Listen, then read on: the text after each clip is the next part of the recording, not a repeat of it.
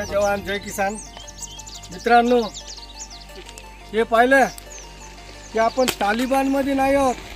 हे परभणी जिल्ह्यातील पूर्णा तालुक्यातील पूर्णा ते हिवरा रस्ता आहे. मार्क्सवादी कम्युनिस्ट पक्षाचा जिल्हा कमिटी सदस्य आणि DYFI ह्या युवा संघटनेचा राज्य सहसचिव आणि परभणी जिल्हा सचिव आहे.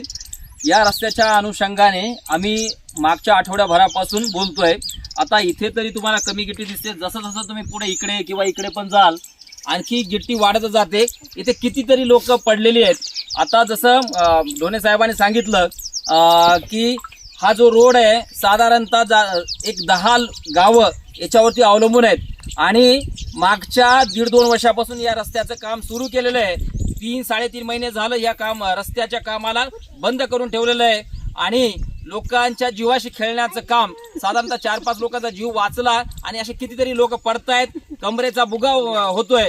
तरी सुद्धा प्रशासन किंवा जे काही संबंधित कंत्राटदार आहेत या रस्त्यावरती लक्ष देत नाहीत. त्यांना सांगून सुद्धा मागच्या आठवड्यात संपर्क करून सुद्धा त्यांनी अजूनही कामाला सुरुवात केली नाही. 10 तारखेला करू असं सांगितलं होतं, पण 10 तारीख होऊन गेलेली. म्हणून आम्ही उद्या सकाळी 10 वाजता आंदोलन आपण ढोणे पांगरा जो आहे त्या ठिकाणी करत आहोत. सगळ्यांनाच आपल्या सर्वांना विनंती करतो की आपण या आंदोलनामध्ये सामील व्हावं. आपल्याला जो त्रास आहे तो त्रास आपण कमी करावा असं गावकऱ्यांना, सगळ्याच गावकऱ्यांना विनंती करतो. आणि 10 वाजता आंदोलन आहे, आपण 9:30लाच त्या ठिकाणी पोहोचावं अशी नम्र विनंती. वर्षापासून या रस्त्याची परिस्थिती अशी आहे, गुत्तेदार पैसे उचलून पळून गेला, कुठं गेला माहीत नाही.